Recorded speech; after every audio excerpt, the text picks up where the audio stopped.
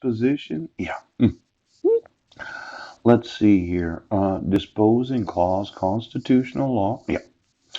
The clause of the United States Constitution giving Congress the power to dispose of property belonging to the federal government is United States Constitution, Article number 4. Yeah.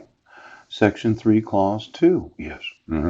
Then there's disposition, the act of transferring something to another's care or possession, especially by deed or will.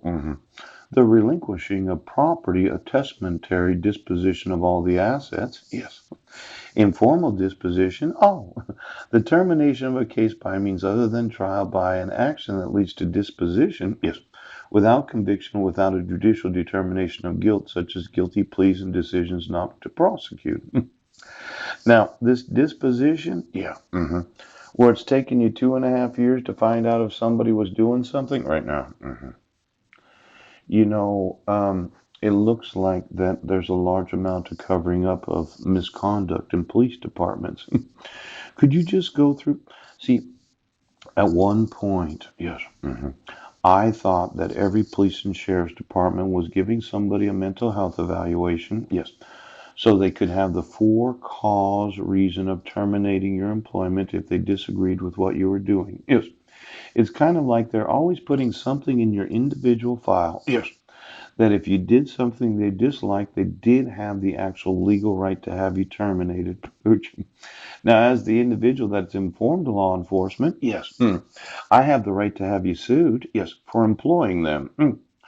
Now, I'm going to want all the actual mental health evaluations of every badge in the United States. Forest Service, you're out there in nature on one of those. My golly, it's fun out there with the birds and the bees. And then you're in the Amtrak police, or you're in the railroad police. Yes, the FBI, Homeland Security. Ooh, every police department and all the sheriff's departments, all of these mental evaluations that they do of the employees, yeah, mhm, they happen to be on servers, and each of them, well, see, separations. 78 members of the service had their 116 cases disposed without charges filed. Yes.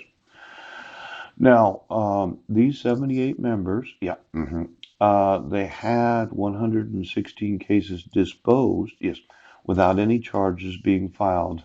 These members of service were separated from the department while either investigation or discipline cases were still pending. Yes.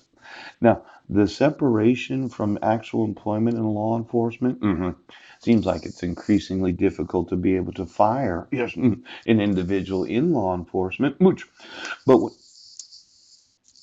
well, it's almost as you're asking them to volunteer to no longer be employed.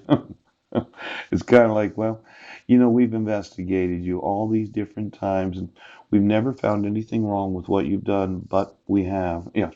And we didn't want to tell you, but we really think you should move on. Yes. But we're going, mhm. Let's see, the subjects are received to failure to perform her assigned duties by wrongfully incorporating inaccurate, misleading information in department investigative files and worksheets, engaging in conduct prejudicial, by impeding an official department investigation. Now I know a lot of these little police departments, they never get anything like these big ones. Yes. It's kind of like New York City is one of the larger police departments, and I'm going to take it upon myself to know the actual record of every law police department. New York City, New York, yeah. I've decided that I want to know every police officer in New York City because you're all so special to me. Yes, that I want the individual hard copy of every one of your files for the last 50 years, even if you're retired. Yes, let's say they asked you to leave. I know. And you took all that pension with you, and I thought, no, I think I'll sue you for it. Which seems like we have some really corrupt cops, yes, in the employment of law enforcement, where New York City needs to be kind of impressed with the necessity to never violate the laws themselves. Because you really upset me today. You really upset me today. You really upset